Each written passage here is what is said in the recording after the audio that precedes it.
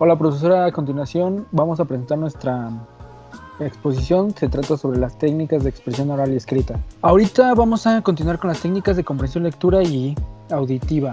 Tenemos muchos conceptos que son las predicción, reconocer técnicas de comprensión lectora, subrayar notas al margen, lectura simultánea y técnicas de comprensión auditiva.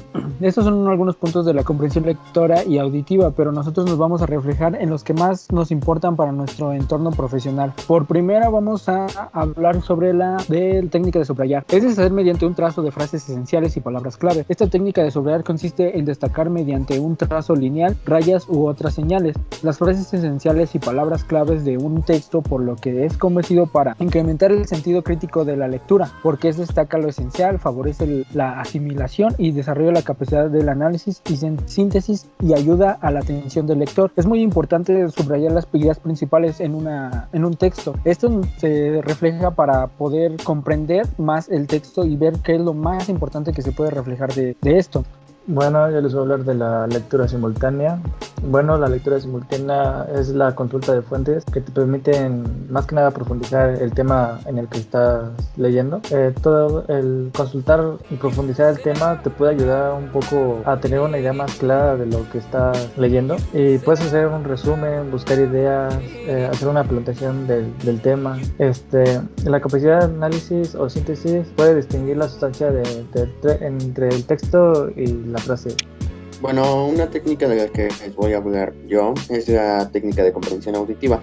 Obviamente sin desmeritar las otras técnicas, pero esta es una también de las más importantes. Y bueno, es la interpretación del discurso oral, que comprende el proceso de interpretar un discurso, y también sirve para apoyar otros medios, como por ejemplo el ortográfico, por ejemplo las sílabas, los fonemas, palabras, interpretación y valoración personal. Digo que se da un apoyo en esto escrito porque no es lo mismo escribir una palabra acentuada, entender un mensaje escrito, depende de cómo está interpretado, porque no es lo mismo escribir que lo escuches de ti mismo, por eso también es importante. Y bueno, ¿cómo se puede aplicar en un círculo de escucha, espacio de una reunión, como por ejemplo en este momento, debatiendo los temas de las técnicas de comprensión? Y pues bueno, es bastante importante. También sirve para la separación de oraciones y distinguir otro tipo de sonidos. Ahora vamos a hablar sobre las técnicas de análisis del texto. En esta técnicas de análisis del texto son dos, que es el escarabajo y pirámide invertida. Para nosotros lo más importante para nuestro entorno profesional es la pirámide invertida. La idea de colocar la información importante en el titular y en los primeros párrafos de una noticia. De esta forma lo más relevante se concentra ampliamente en la base de la pirámide, mientras que la relevancia de la información se va reduciendo mediante el texto. Alcanza figuralmente la punta de la pirámide al final del texto. Para lo de la pirámide, para empezar tienes que tener un título interesante, el cual sea capaz de atraer la atención del lector. Entonces, un párrafo en el modo de una introducción en el que se deja claro al lector de lo que trata ahora sí que el texto, luego suele desarrollarse el cuerpo. Entonces esto se va a ir granadando poco a poco los datos que más interés tienen. Y por último se tiene que añadir una conclusión, el cual te permite entender mejor el significado de todo lo que estás leyendo. Y bueno, ¿cómo se aplica? ¿Cómo se utiliza? Bueno, su función es jerarquizar la información, o sea, es decir, clasifica y va ordenando de mayor a menor importancia. Es por eso que en estos textos siempre se comienza con lo más relevante y al final se acaban añadiendo otros datos que bien pueden omitirse. Ahora vamos a explicar cómo es la pirámide invertida. Como primer base, una pirámide normal pues va de la base a la punta, pero ahora como es invertida debe ir la base hacia la punta. En la base debe ir el título o el subtítulo. En la segunda componente debe ir el qué, las preguntas de qué, quién, cuándo, dónde, por qué y cómo. En el medio debe ir el cuerpo de la noticia. Abajo de ello debe ir datos en orden desde creciente y hasta abajo en la punta deben ir los detalles. Ahora vamos a hablar sobre las técnicas de redacción, que son muchas, pero nosotros nos abarcaremos a las más importantes que complementemos en el ámbito profesional. Una de ellas es planeación o preregistro, características de una buena redacción, de generalidad sobre la redacción, incorporación de vocablos y definición idiomáticas.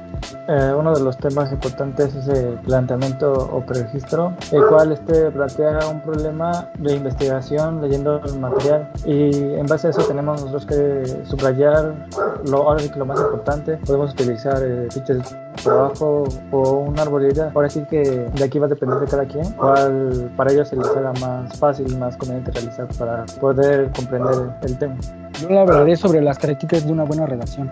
La redacción de un texto debe cumplir con algunas condiciones para que logre captar la atención del lector, que éste puede sumergir de la lectura, y existen muchas recomendaciones para conseguir el objetivo deseado. Una de ellas sería la claridad. Es una de las más importantes. La forma de redacción del texto debe entenderse sin dificultar por el público en el que se dirige. Si el público objetivo abarca diferentes ramas de conocimiento, es importante ser claro y transparente en la redacción. El lector tiene la necesidad de releer el texto una o varias veces. Eso significa que el lector no está comprendiendo bien el texto ni lo está haciendo una buena redacción.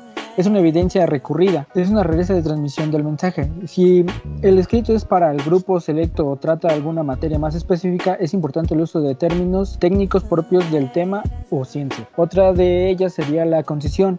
Esto se debe de evitar lo superfluo, la verborrea, la redundancia y el titubeo. Ser conciso significa decir más y con menos y evitar palabras innecesarias. Esto quiere decir que en un texto deben de evitar esas palabras que no tienen ninguna importancia ni significado y poner como las ideas principales con palabras claves en ese texto. La cohesión consiste en una de las oraciones que componen el texto, de tal forma de que existe la comunidad en lo que se desea transmitir. La cohesión se refiere a los mecanismos sintácticos y semánticos utilizados para la redacción de un texto, formando una red compleja de relaciones. Otra de ellas sería la coherencia. Esto significa que la redacción del texto debe de evitar estructurar de forma que tenga sentido, en función de lo que se desea desarrollar y de los objetivos que se desea lograr. Otra es la corrección.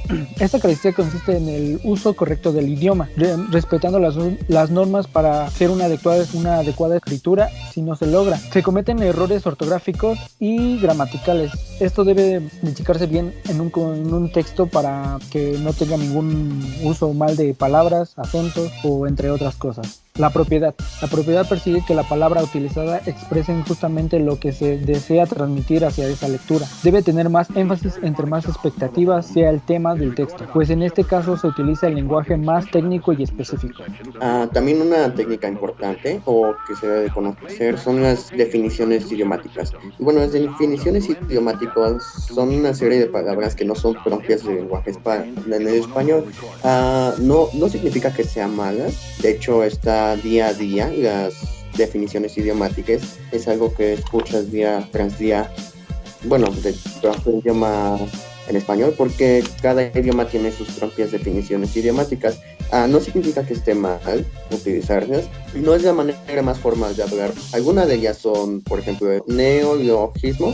Son palabras sin más fundamento que la moda. Muchas palabras terminan siendo aceptadas por la RAE como parte del español, como por ejemplo smartphone, whatsappeando, friki. Otro ejemplo es el barbarismo. Son palabras que describen o se pronuncian de forma defectuosa. Son vicios de lenguaje. Por ejemplo, dijiste, pa' qué, mi hijo. Otro ejemplo más, el solecismo. Se trata de un error de sintaxis por concordancia, orden, construcción o régimen. O sea que están mal dichos, no están dichos de la forma como debe. Como por ejemplo, un ejemplo es bajo el punto de vista, que esa no sería la forma de decirlo, la forma correcta sería desde el punto de vista.